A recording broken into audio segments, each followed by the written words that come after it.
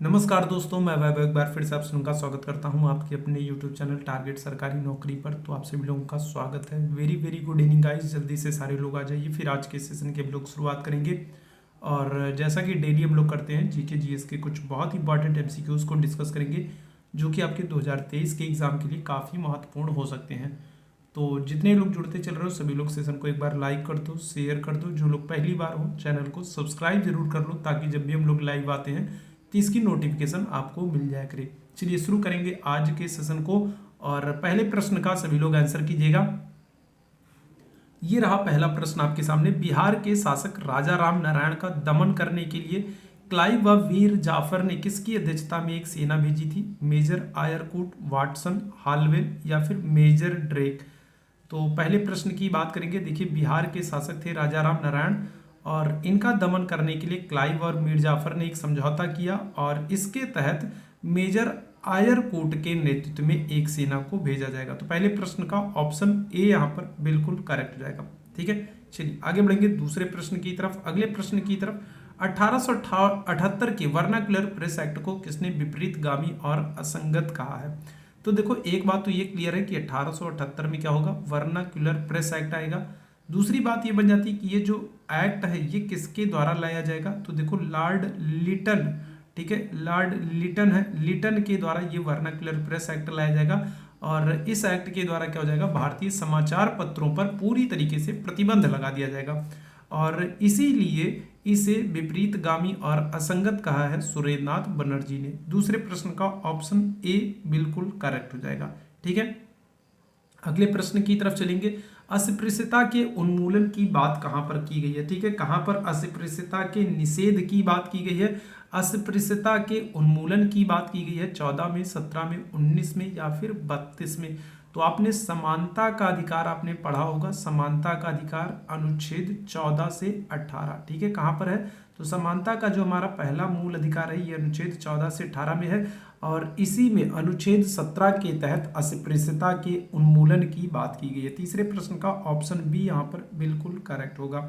आगे बढ़ेंगे चौथे प्रश्न की तरफ। नेशनल ग्रीन ट्रिब्यूनल स्थापना किस वर्ष हुई है? 2000, 2005, 2010 या फिर 2003? चौथे प्रश्न की बात करेंगे, एनजीटी की बात करेंगे, नेशनल ग्रीन ट्रिब्यूनल की बात करेंगे। स्थापना हुई है 2010 में। ऑप्शन सी यहाँ पर बिल्कुल करेक्ट हो जाएगा। चौथे प्रश्न का ऑप्शन सी बिल्कुल करेक्ट हो जाएगा। पांचवें प्रश्न की बात करेंगे, कौन सा घास का मैदान दक्षिणी गोलार्ध में नहीं पाया जाता है? ठीक है, चलिए जल्दी से बताइएगा। तो देखो, डाउन्स घास के मैदान की अगर हम लोग बात करेंगे, डाउन्स घास का मैदान आपका ऑस्ट्रेलिया में मिलेगा। ठीक है, अगर हम लोग बात करेंगे किसकी, पंपाज की बात करेंगे, तो पंपास घास का मैदान जो है ये आपका अर्जेंटीना में मिलेगा। ठीक है, वेल्ड घास की मैदान की अगर हम लोग बात करेंगे तो वेल्ड घास का मैदान जो है ये आपको मिलेगा कहाँ पर? साउथ अफ्रीका में मिलेगा। ठीक है, कहाँ पर मिलेगा? तो साउथ अफ्रीका में मिलेगा। प्रेयरी घास के मैदान की अगर हम लोग बात करेंगे तो प्रेयरी घास का मैदान आपको मिलता है कनाडा में और ये हमारा उत्तरी गोलार्ध में नहीं स्थित। हमारा करेक्ट आंसर जो होगा वो होगा क्या? प्रेयरी। प्रेयरी जो है ये कहाँ पर? ये दक्षिणी गोलार्ध में नहीं स्थित है। सॉरी, प्रेयरी क्या हो जाएगा? तो प्रेयरी जो है ये कनाडा में पड़ता है और ये दक्षिणी गोलार्ध में स्थित नहीं है। ठीक है, इसके अलावा अगर हम लोग बात करेंगे बाकी की, तो डाउन्स, पंपाज और वेल्ड ये तीनों दक्षिणी गोलार्ध के मैदानों में स्थित हैं, लेकिन प्रेयरी कनाडा उत्तरी अमेरिका में हो जाएगा। ऑप्शन डी हमारा बिल्कुल करेक्ट होगा। छठवें प्रश्न की तरफ चलेंगे। स्टेनलेस स्टील मिश्र धातु है, तो बताइएगा स्टेनलेस स्टील ये एक मिश्र धातु है और ये किसको किसको मिलाकर बनाई जाती है? आयरन, क्रोमियम और निकेल, आयरन, एल्यूमिनियम और निकेल, कॉपर और एल्यूमिनियम आयरन या फिर जिंक और निकेल? करेक्ट आंसर क्या होगा? स्टेनलेस स्टील जो है देखो इसको बनाने के लिए आयरन, क्रोमियम और निकेल का इस्तेमाल किया जाता है। ऑप्शन ए यहाँ पर बिल्कुल करेक्ट हो जाएगा। ठीक है, चलो आगे बढ़ेंगे सातवें प्रश्न की तरफ। वन्य जीव संरक्षण अधिनियम किस वर्ष पारित हुआ है? ठीक है, तो चार ऑप्शन आपके सामने है, 1972, 1973, 1980, 1986। देखो 1973 में अगर हम लोग बात करेंगे तो 1973 में आपका आया है क्या? प्रोजेक्ट टाइगर आया है। ठीक है, 1973 में क्या है? प्रोजेक्ट टाइगर आया है। 1980 में अगर हम लोग बात करेंगे तो 1980 में देखो वन संरक्षण अधिनियम आया। ठीक है, क्या आया है? तो वन संरक्षण अधिनियम आया 1980 में। और अगर 1986 की बात करेंगे तो 1986 में आपका पर्यावरण संरक्षण अधिनियम आया है? करेक्ट आंसर जो होगा हमारा ऑप्शन ए होगा 1972 में। ठीक है, 1972 में वन्य जीव सुरक्षा अधिनियम आया है। ऑप्शन ए बिल्कुल करेक्ट होगा। आगे बढ़ेंगे, जोरवे जनजाति कहाँ पर पाई जाती है? 8वें प्रश्न का आंसर करना है। हिमाचल प्रदेश, राजस्थान, अंडमान निकोबार या फिर झारखंड। 8वें प्रश्न की बात करेंगे, जोरवे जनजाति।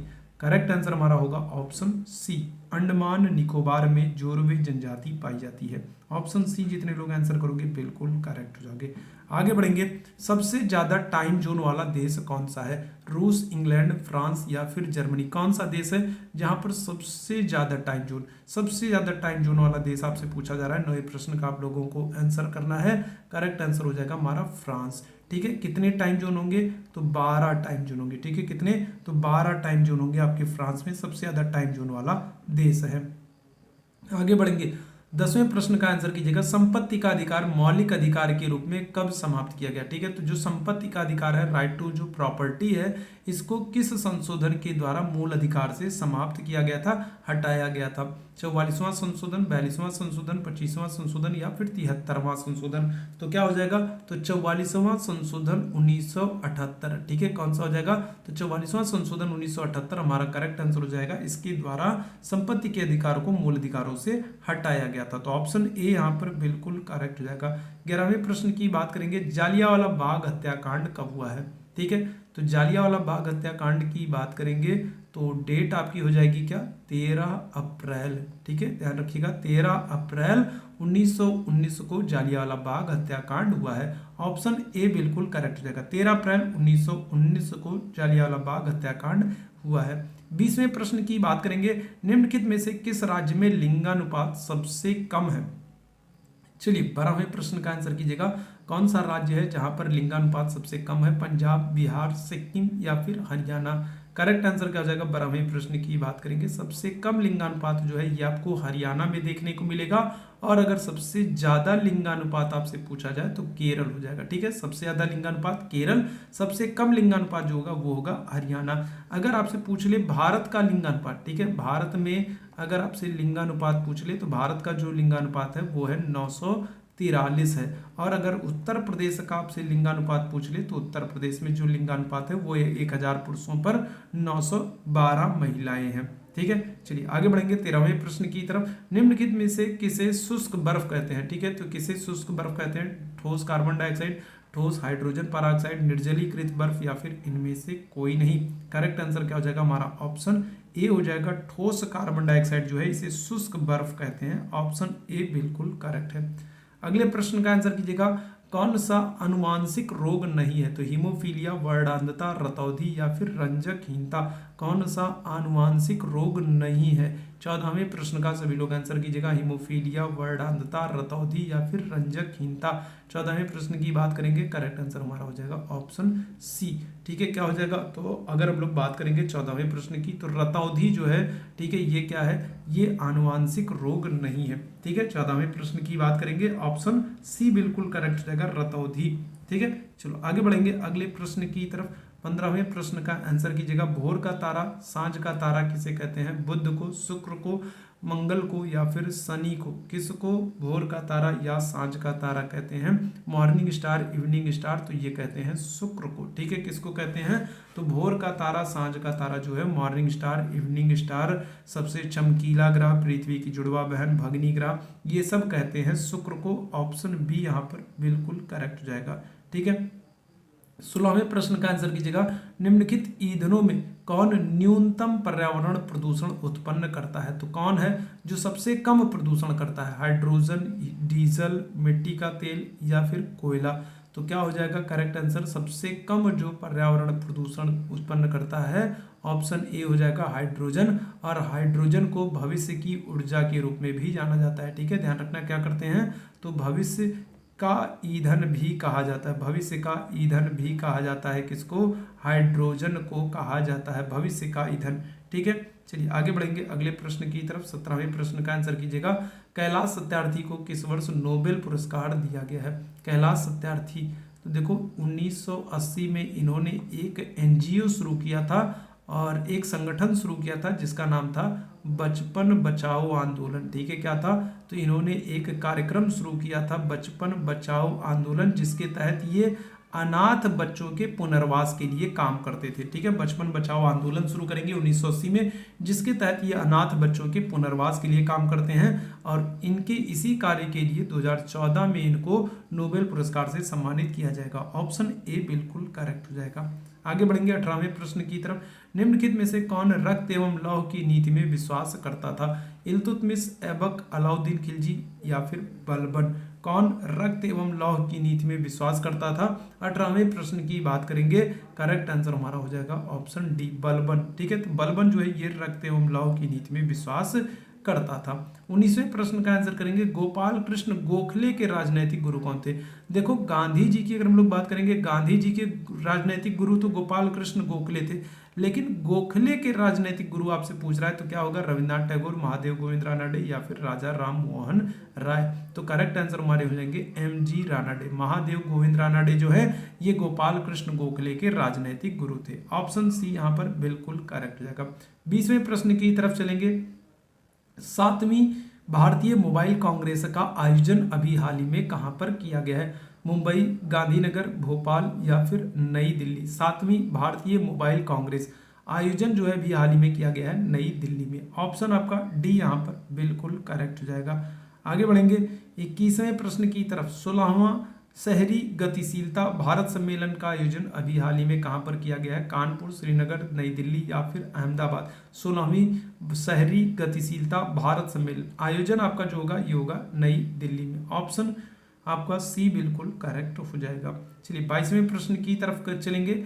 गोवा में 37वें राष्ट्रीय खेल का उद्घाटन किसके द्वारा किया गया? तो अभी गोवा में 37वें राष्ट्रीय खेल शुरू हुए हैं और उद्घाटन किया गया है नरेंद्र मोदी जी के द्वारा, प्रधानमंत्री नरेंद्र मोदी जी के द्वारा। ऑप्शन क्या हो जाएगा? बी यहाँ पर बिल्कुल करेक्ट हो जाएगा। ठीक है, 23वें प्रश्न की तरफ चलेंगे। भाला फेंक खिलाड़ी सुमित अंतिल ने कौन सा पदक जीता है? तो स्वर्ण पदक, रजत पदक, कांस्य पदक या फिर इनमें से कोई नहीं।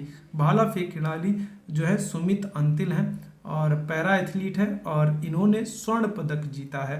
ऑप्शन ए यहाँ पर बिल्कुल करेक्ट हो जाएगा। चलिए आगे बढ़ेंगे अगले प्रश्न की तरफ। 24वें प्रश्न की बात करेंगे।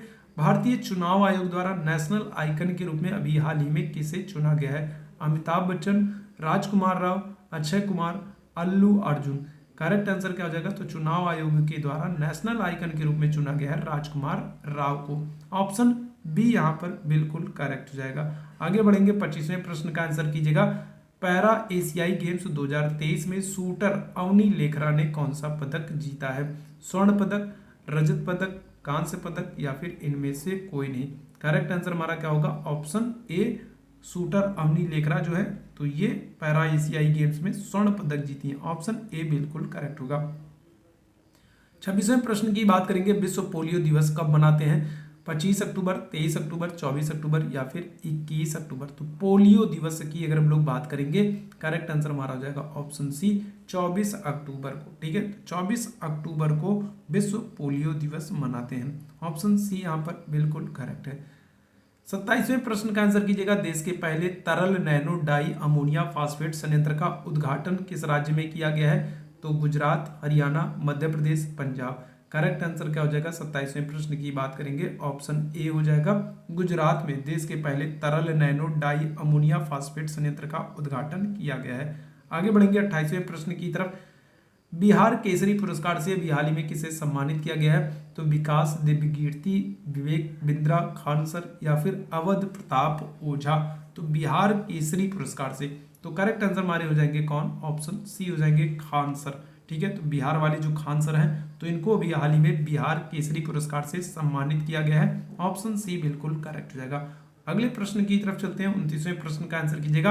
अटारी बाघा बॉर्डर प्रदेश के सबसे ऊंचे राष्ट्रीय ध्वज का उद्घाटन किसके द्वारा किया गया? तो अटारी बाघा बॉर्डर पर अभी प्रदेश नहीं देश के, ठीक है, अटारी बाघा बॉर्डर पर देश के सबसे ऊंचे राष्ट्रीय ध्वज का उद्घाटन किया गया है। तो किसने किया है? नरेंद्र मोदी, नितिन गडकरी, अमित शाह या फिर एस जयशंकर। करेक्ट आंसर हमारे हो जाएंगे ऑप्शन बी, नितिन गडकरी हो जाएंगे। ठीक है, कौन हो जाएंगे? ऑप्शन बी नितिन गडकरी हमारे बिल्कुल करेक्ट आंसर हो जाएंगे। 30वें प्रश्न का आंसर कीजिएगा, भारत सरकार द्वारा भारत के सेमीकंडक्टर रिसर्च सेंटर स्थापित करने का लक्ष्य किस वर्ष तक निर्धारित किया गया है? 2024, 2025, 2026 या फिर 2030? 30वें प्रश्न की बात करेंगे, करेक्ट आंसर हमारा हो जाएगा ऑप्शन ए 2024 तक भारत सरकार ने सेमीकंडक्टर रिसर्च सेंटर को स्थापित करने का लक्ष्य रखा है। आगे बढ़ते हैं, 31वें प्रश्न की बात करते हैं। 31वें प्रश्न का आंसर कीजिएगा, निम्नलिखित में से कौन सा एक विषम है? तो रतौंधी, स्कर्वी, बेरी एड्स। चलिए जल्दी से बताइएगा, इनमें से कौन सा विषम है? रतौंधी, स्कर्वी, बेरी या फिर एड्स? करेक्ट आंसर क्या हो जाएगा हमारा? ऑप्शन डी हो जाएगा। एड्स जो है देखिए ये वायरस की से होता है। बाकी अगर हम इनकी बात करेंगे, रतौंधी, स्कर्वी, बेरी की बात करेंगे तो ये विटामिन की कमी से होने वाले हैं, जबकि एड्स जो है ये वायरस से है। तो एड्स हमारा करेक्ट आंसर हो जाएगा, ठीक है, वायरस से होता है। आगे बढ़ेंगे हम लोग, 32वें प्रश्न का आंसर कीजिएगा, जीवन जीने की इच्छा के लिए एक शब्द क्या होगा? जीविका, चतुरानंद, जिज्ञासा या फिर जिज्ञासा? जीवन जीने की इच्छा के लिए एक शब्द आपको बताना है। 32वें प्रश्न का आंसर करना है, करेक्ट आंसर हो जाएगा जिज्ञासा, ठीक है। जीवन जीने की इच्छा के लिए एक शब्द जिज्ञासा, ऑप्शन सी बिल्कुल करेक्ट होगा।